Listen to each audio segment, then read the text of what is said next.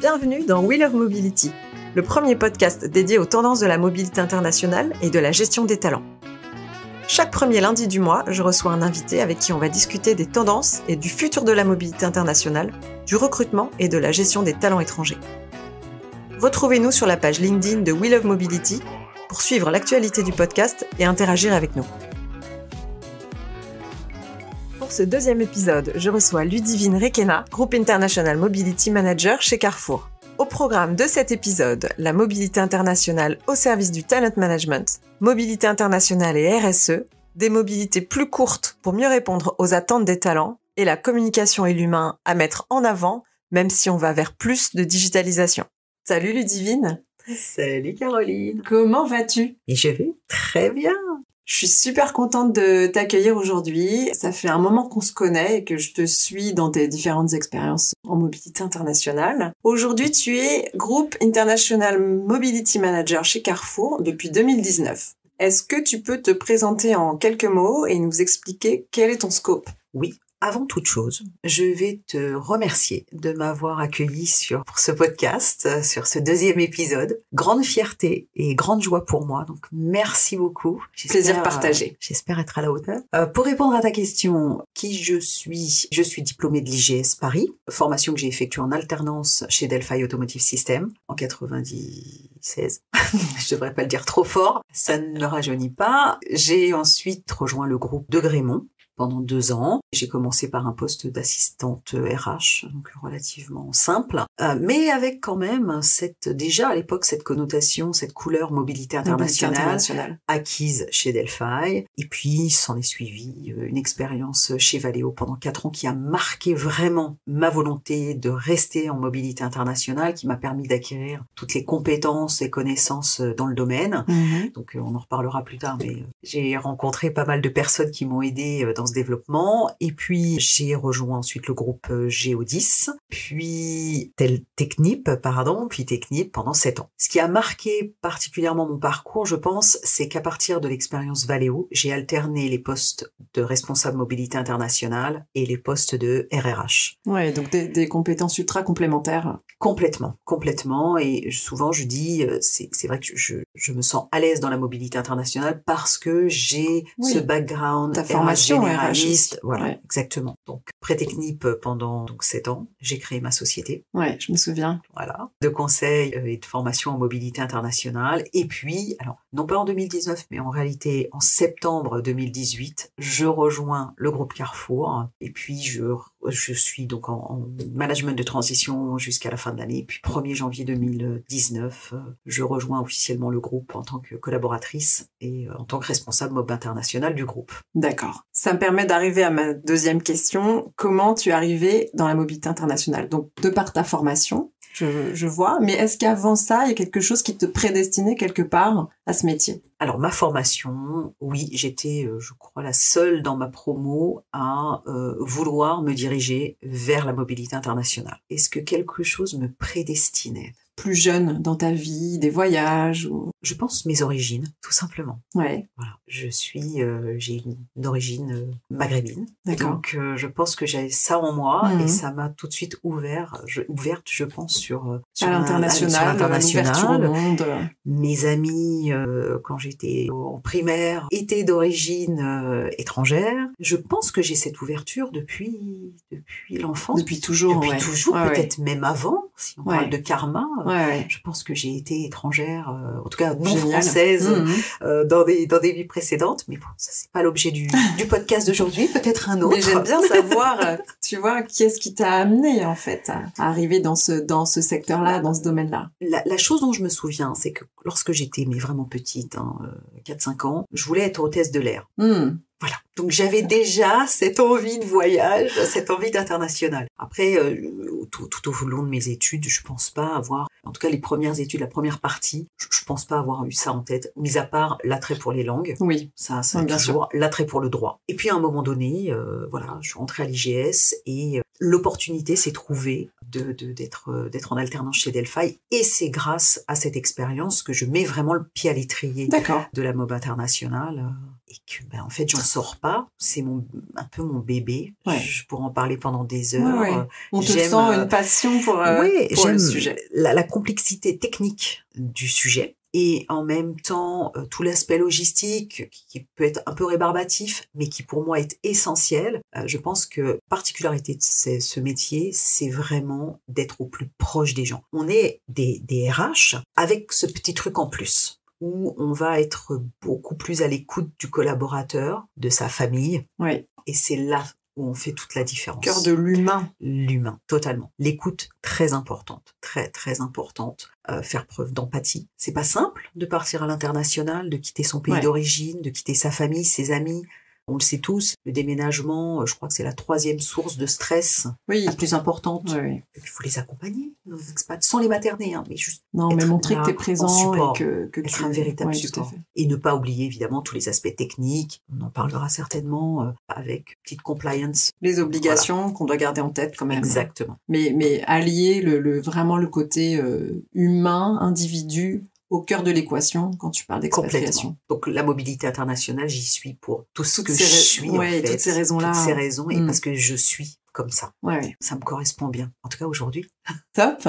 Si on part un peu plus dans les chiffres, globalement, Carrefour, c'est combien de collaborateurs au global et combien d'expats? Carrefour, c'est 321 000 collaborateurs, même un peu plus aujourd'hui. Je n'ai pas les chiffres exacts, mais depuis l'acquisition du groupe Big au Brésil, notre effectif a grandement évolué. Paradoxalement, nous n'avons que 70 expatriés au sein du groupe. Ce qui est très peu, ce qui au final. Est très peu, mais qui s'explique totalement. Le groupe s'est déployé, alors je vais parler de quelque chose, une époque où je n'étais pas là, mais le groupe à une époque s'est déployé dans le monde, donc a eu besoin d'un certain nombre d'expatriés. De mémoire, les effectifs expats sont montés jusqu'à 450. D'accord. 450 collaborateurs à l'international, comment ça fait? C'est énorme. C'est pas mal. Et pourquoi? Parce que Carrefour déployait des magasins à travers le monde. À ce moment-là. Exactement. Donc ça correspondait à vraiment une époque de croissance, de développement, et ça correspondait à une volonté business. Aujourd'hui, nous sommes dans énormément de pays, plus de 30 pays dans le monde, présents, donc l'enseigne. En pays intégrés, nous sommes présents dans 9 pays. Oui.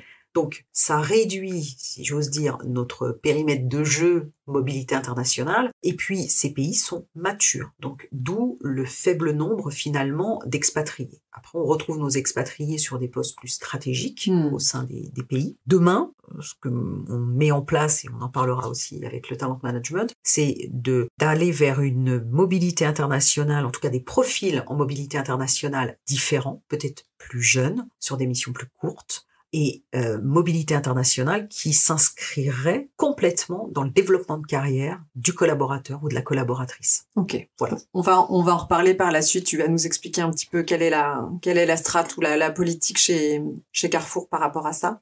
Justement, pour préciser un peu l'orga au sein du groupe, toi, tu es rattaché à la direction Compenben et mobilité internationale et tu reportes au talent management. Tu m'expliquais que finalement, tout part du talent management qui identifie les talents, les bons profils, qui vont les recruter et que toi, à ton niveau, tu es sollicité dès lors qu'on parle d'international. C'est tout à fait ça. C'est tout à fait ça. Et je trouve que c'est une grande chance d'avoir ce type d'organisation que je recommande d'ailleurs parce que sur le même plateau, nous avons l'ensemble des équipes. Donc, Compenben Mobilité, l'équipe gestion des carrières et l'équipe université qui est en charge du développement de toutes les formations en leadership. Donc, nous sommes sur le même plateau, nous travaillons tous de concert, nous communiquons énormément ensemble. Il y a des passerelles qui ont été créées dans nos différentes activités pour donner du sens. Oui. Et moi, je parle souvent de la mobilité internationale en disant « je suis au service du talent management ». Comme le Compenben est au service du talent management. Oui, est-ce que ça te semble nouveau comme type d'organisation de par tes précédentes expériences? Comment c'était organisé? Alors, chez Technip, on avait une organisation similaire. D'accord. Au niveau de la région. Maintenant, en discutant avec des homologues d'autres groupes, ce n'est pas une organisation qu'on retrouve fréquemment. Bien souvent, la mobilité internationale reporte au Compenben. Oui, de façon complètement segmentée du talent management. Exactement. Okay. Et c'est dommage parce que c'est essentiel d'être être auprès du talent management. Est-ce que tu penses que ce type de structure, d'organisation va être amené à évoluer? On parle de talent, point de vue maintenant de la guerre des talents, des difficultés à recruter. Je pense les entreprises ont peut-être une volonté de mettre l'accent encore plus sur la gestion des talents, la gestion des carrières. Donc, a priori, c'est un type de structure ou d'organisation qui peut être amené à être de plus en plus fréquent au sein des entreprises. Complètement. En tout cas, ça je l'espère. Ça a du Mmh. sens. Ça fait sens. Exactement. Je vais passer à une petite question que j'aime bien. C'est la boîte à questions. Je te pose 4 questions très simples et tu me réponds vraiment du tac au tac, sans réfléchir. Ok. Alors, salarié ou détaché? Salarié. Impatrié ou expatrié? Expatrié. Je n'aime pas le terme d'impatrié. Je le répète tout le temps. Intragroupe ou recrutement externe? Les deux, en fait. Les deux. D'accord. Mais on privilégie d'abord le recrutement interne, mais les deux. D'accord. Compliance ou rapidité? Compliance. Ah, Compliance. on aime Compliance. Tout en étant efficace, hein. Ne pas oublier qu'il faut répondre au business.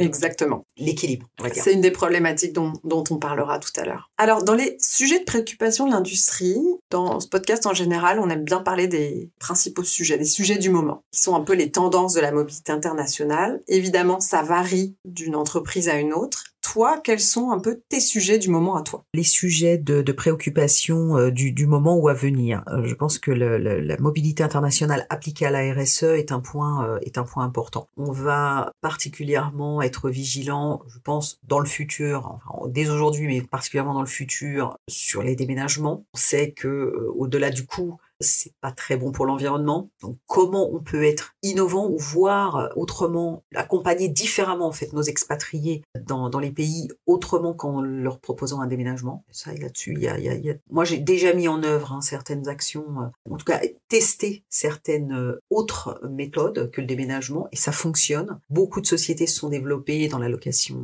des meubles, dans simplement de la location meublée de logements. Je pense à quoi d'autre? Les vols, tout ce qui est voyage d'affaires ou voyage en fait intermédiaire parce que l'aller et le retour évidemment c'est incompressible, on pourra pas l'éliminer. En revanche, les voyages intermédiaires beaucoup d'entreprises optent pour un budget voyage ou pour un nombre de billets d'avion. Là, tu parles dans le cas d'une expatriation, les retours en France, par exemple. Exactement. D'accord. Des retours dans le pays d'origine.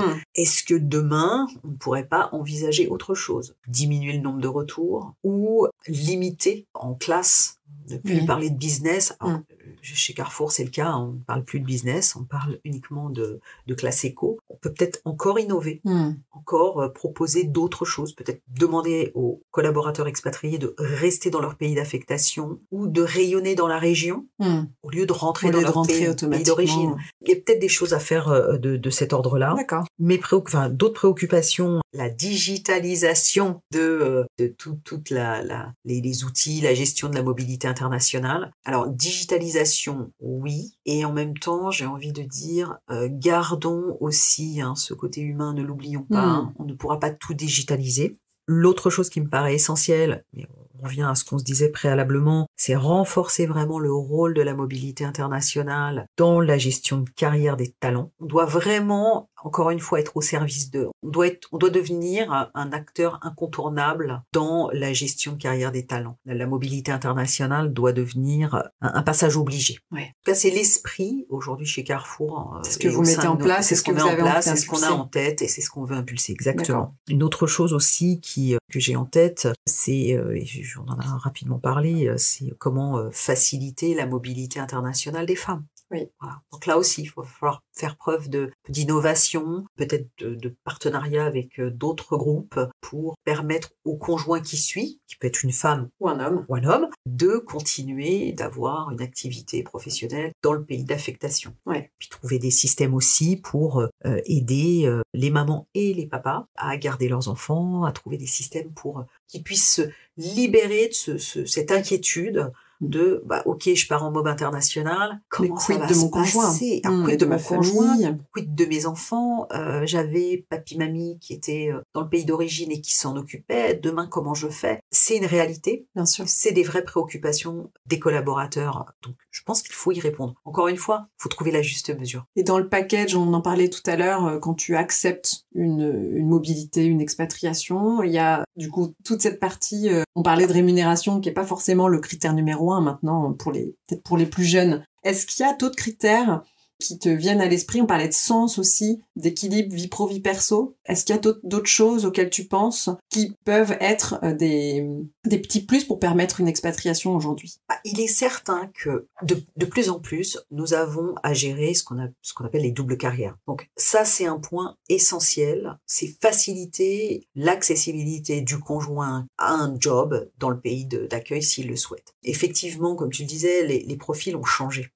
Les préoccupations sont plus les mêmes. Et le package aujourd'hui financier, pas dire qu'il a plus d'importance. Non, mais c'est plus la priorité. Mais c'est plus forcément la priorité. Aujourd'hui, les mesures d'accompagnement sont vraiment importantes et les collaborateurs sont très regardants à ça. Oui. Il y a une chose qui me vient comme ça, c'est je pense que parmi les mesures d'accompagnement, les collaborateurs sont très friands aujourd'hui des formations interculturelles. Ils ont besoin de se sentir accompagnés, pas seulement par l'équipe mobilité en tant que telle, mais sur place, ils veulent s'intégrer dans le pays. Ils veulent vivre l'expérience à 100%. À 100%. Pas uniquement d'un point de vue professionnel, où là, on va les accompagner peut-être par des formations, par un onboarding spécifique. Non, mais voilà, là, tu parles vraiment du pays, la culture du pays. La culture du pays. Ils veulent vivre l'expérience. Et je pense que ça rentre totalement en lien avec, en tout cas, ça fait un écho à cette quête d'équilibre vie privée, vie pro. Ok, dans mon job, je sais faire, je vais faire, super. Comment faire en sorte que je m'intègre bien dans le pays? Comment faire en sorte que ma famille s'intègre bien, se sente bien et que je puisse conserver cet équilibre pro-perso. Pro-perso. Je comprends ce que tu veux dire. Les formations interculturelles, en font, je pense que ce sont une véritable aide à cela. Encore une fois, je pense que les entreprises doivent aussi innover en matière de repositionnement, de proposition pour aider le collaborateur, le conjoint qui suit à se repositionner dans le pays d'accueil. Pas forcément reprendre un job, ça peut être faire une formation, ça peut être créer sa société. J'ai eu deux cas très récents de volonté de créer une société dans le pays d'affectation. Génial. C'est super génial. Je trouve que c'est dynamique. C'est vraiment, moi, j'y vois que du positif. Est-ce qu'il y a d'autres préoccupations des collaborateurs plus jeunes, on va dire? Je crois que la grande différence entre les collaborateurs d'il y a 20 ans et les collaborateurs peut-être plus jeunes d'aujourd'hui, c'est la durée d'expatriation. En tout cas, 10, 15 ans, 20 ans, les expatriés les collaborateurs étaient prêts à partir en mobilité internationale sur de longues périodes. Aujourd'hui, je pense que c'est plus le cas. D'abord parce que il y a cette rapidité là, hein, il faut aller vite, et que les plus jeunes talents ont ça en tête. Donc ils veulent, partant pour une mobilité internationale, il faut pas forcément qu'elle dure 5 ans. Oui, comme c'était le cas à l'époque. Comme c'était le cas à l'époque. 2-3 ans, c'est suffisant. Parce que c'est aussi la durée dans laquelle ils restent en poste sur une fonction. Ils veulent changer régulièrement. La mobilité internationale, pour eux, c'est qu'une étape dans leur carrière. Oui, ils ont vraiment cette approche-là. Donc, moi, je trouve que c'est très bien parce que ça répond aussi à une problématique économique. La mobilité internationale représente un coût pour l'entreprise. Tout à fait. Il faut que ce soit rentable. Et je pense que raccourcir aussi ces mobilités, ça a du sens. Ça a du sens. Et puis, ça permet aussi de donner cette dynamique que nos jeunes talents attendent. Oui. Et donc, on a un payback. Parce que quand on investit, on attend le payback. Et tout à fait. Donc, être dans cette dynamique-là. Ça peut être ultra positif. Exactement. Super intéressant. Moi, j'avais une petite question par rapport à la période post-Covid. Qu'est-ce que tu dirais que le Covid, globalement, a changé dans ta façon de travailler? Est-ce que le scope de vos activités a changé pour les responsables AMI? Enfin, en tout cas, pour ta partie mobilité internationale. Qu'est-ce qui a vraiment changé après le Covid? Alors, déjà, pendant la pandémie, prise de conscience des trous dans la raquette. Tu peux développer ça? Alors, pas beaucoup de trous dans la raquette, mais quand même. Le fait de se dire, oups, où sont nos collaborateurs? Ouais. Alors, je parle pas pour Carrefour, nous savions où étaient nos collaborateurs. Mais pour en avoir discuté avec des homologues, c'est vrai qu'on sait tous, ça a été notre première réaction. Où sont nos salariés en mobilité internationale à l'instant T? Plus largement, est-ce qu'il y a des collaborateurs qui étaient en déplacement, qui se sont retrouvés coincés dans un pays, alors qu'ils n'y étaient que pour un déplacement pro de quelques jours? Voilà, donc là, prise de conscience. Exactement. Ensuite, ce qui, pour ma part, ce que j'ai vu vraiment changer, c'est mon mode de communication. J'ai développé une communication beaucoup plus régulière avec les collaborateurs expatriés, mais beaucoup, beaucoup plus régulière. Pendant la période de pandémie, là où on était tous cloîtrés à la maison à 2 doigts d'étrangler les enfants, en fait, tous les jours, j'étais en visio avec les expatriés. Ouais. Donc ça, j'ai trouvé que c'était hyper positif. La visio, à ce moment-là, a explosé. Explosé. Bien sûr. Moi, j'étais pas une grande fan, mais vraiment pas du tout. Et puis, on en fait un... Tu prends l'habitude finalement. Et puis aujourd'hui, j'utilise plus la visio que le téléphone. Bien sûr. Parce que je trouve ça super sympa de voir mon interlocuteur. Et puis là, c'est encore une fois, je reviens sur le fait que la mobilité internationale, c'est une fonction RH un peu particulière. On rentre déjà dans la vie des gens, des collaborateurs, on les connaît très bien. Et par la visio, on rentre encore plus. Bien sûr. Et moi, j'ai adoré avoir des collaborateurs en visio, échanges très sérieux sur des sujets plus ou moins touchy. Et tout d'un coup, on a un petit garçon ou la petite fille qui passe derrière, qui vient faire un coucou. Ouais. Je trouve ça super. Ce qui m'a permis aussi d'avoir un accès beaucoup plus direct au conjoint. Ah oui. Moi, j'adore. Pour moi, la mobilité internationale, j'ai une vision très, j'ai en tête la dimension familiale de l'expatriation de la mobilité internationale. Donc, le collaborateur, c'est une chose. Mais le conjoint, la famille a conjoint, une dimension hyper importante. hyper important. Si je sens pas le conjoint, si je vois pas je sais qu'il va se passer un truc de pas terrible. Donc, la pandémie, cette période un peu particulière, m'a permis, à travers la visio, de rencontrer aussi les conjoints et d'avoir donc des échanges. Et très naturellement, en fait, c'est hyper cool. Et aujourd'hui, c'est resté. Tu as gardé cette habitude j'ai de communication régulière. Exactement. Et ça, je trouve ça super. Ça a changé aussi, je reviens à cette prise de conscience, mais on a, en tout cas pour moi, j'ai beaucoup plus aussi communiqué sur les aspects protection sociale, rappeler un certain nombre de basiques. On le fait tous au moment où les collaborateurs partent. On leur explique en long, en large, en travers quelle est leur protection sociale, comment ça fonctionne, quels sont les différents interlocuteurs à contacter au cas où. Bon, bien souvent, on se rend compte qu'il faut leur répéter plusieurs fois. Et les accompagner, peut-être. Et les accompagner plus. La pandémie a fait que, il a fallu sensibiliser beaucoup plus. Puis il y a eu aussi, j'ai cet épisode qui me revient en tête avec le Brésil, où il y a une véritable inquiétude, profonde inquiétude de nos collaborateurs expatriés. Au moment de la pandémie. Au moment de la pandémie. Voilà, les hôpitaux à Sao Paulo débordaient, les expatriés se sont inquiétés, est-ce qu'on doit nous rapatrier ou pas? Donc j'ai travaillé avec International SOS, pour ne pas les citer, avec lequel on a organisé un webinar spécifique pour nos collaborateurs au Brésil, et conjointement avec le directeur de sécurité de Carrefour Brésil, et ça a rassuré tout le monde. C'était super. Ça, je pense que je ne l'aurais pas fait, très honnêtement, s'il n'y avait pas eu la pandémie. Et aujourd'hui, c'est en tête. Plus de com. Plus de com, être plus vigilant aussi aux aspects sanitaires dans l'ensemble des pays. J'ouvre le site du ministère des Affaires étrangères et puis d'autres sources quasiment 3-4 fois par semaine. C'est-à-dire que c'est mon petit rituel. Tiens, vous faites... Cette dimension est rentrée un peu dans ton quotidien. Complètement. Complètement. Super intéressant. Alors moi, j'ai une petite question que j'aime bien poser sur les tendances. Comment tu te tiens informé des tendances? Est-ce que tu fais de la veille? Donc là, à l'instant, tu parlais de faire de la veille sur le site du ministère. Est-ce que tu as une communauté ou un réseau? Comment tu fais au quotidien pour te tenir informé? Alors, je participe au Cercle Magellan. Carrefour est membre du Cercle Magellan, du Syndex également. Il y a toutes les newsletters auxquelles je suis abonnée.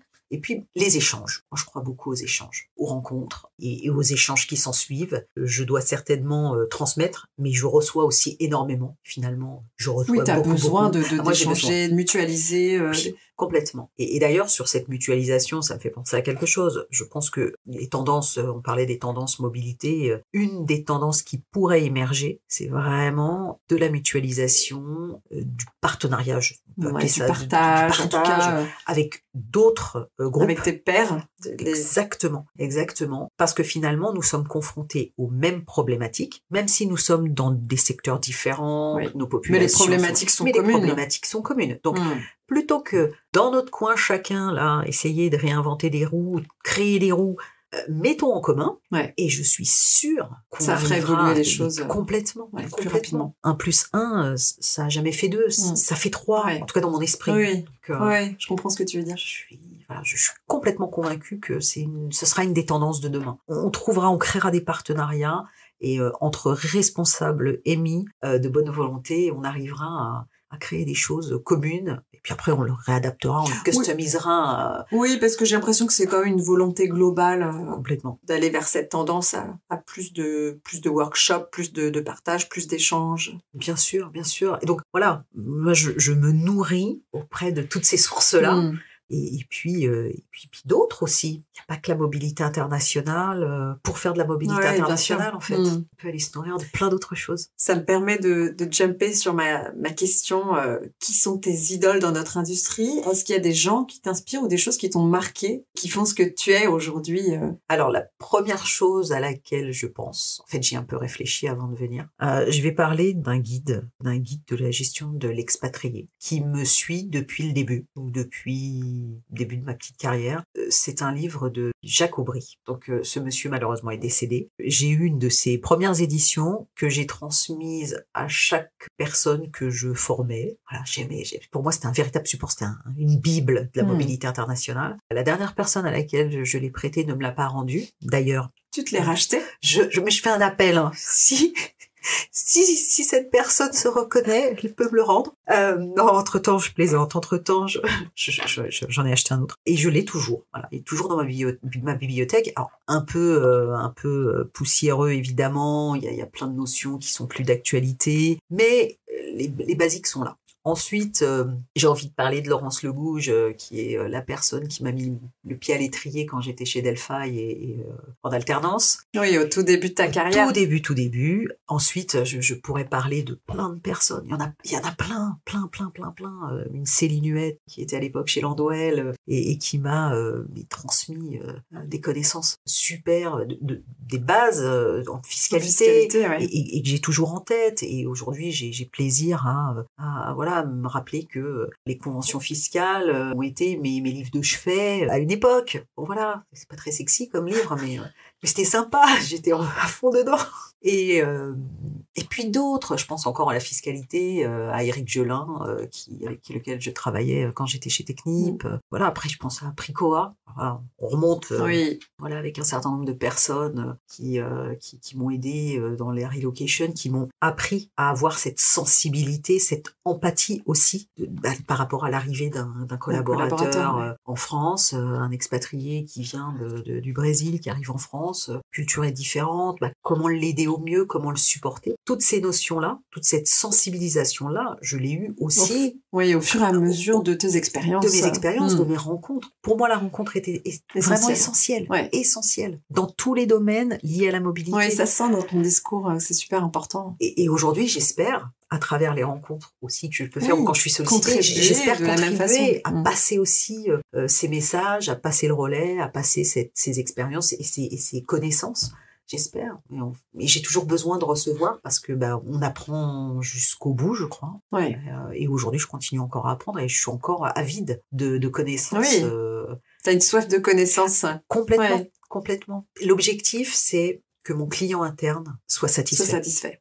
Et ça, merci à tout mon parcours entre autres à Valeo, qui était une société très structurée, et qui m'a vraiment inculqué cette importance de la satisfaction du client interne, cette qualité. Alors, ça m'arrive de faire des erreurs et des boulettes, je suis qu'un être humain, mais j'ai à cœur que les collaborateurs qui partent à l'international quel que soit le pays d'origine, quel que soit le pays d'accueil, ou lorsqu'ils reviennent, parce que le retour est une véritable étape. Ouais, c'est violent parfois. Ça peut être violent pour plein de raisons. Et moi, j'accorde vraiment une importance particulière à l'accompagnement de ces mouvements. D'accord. Ça nous amène en 2030. Comment tu vois la mobilité internationale en 2030, toi? Je la vois déjà toujours là. Ouais. Il y aura toujours des expatriés, même en 2030. Finalement, c'est dans pas si longtemps. Et c'est dans pas si longtemps. Ben non, c'est dans 7 ans. 7 ans, c'est un cycle. Donc, non, il y aura toujours de la mobilité internationale. J'entends beaucoup ces derniers temps parler de virtual assignment. Je suis pas convaincue. Voilà. Bon, après ça se discute. Donc, ouais, ça pourrait faire l'objet d'ailleurs d'un épisode. Ça peut être un sujet sur le virtual assignment.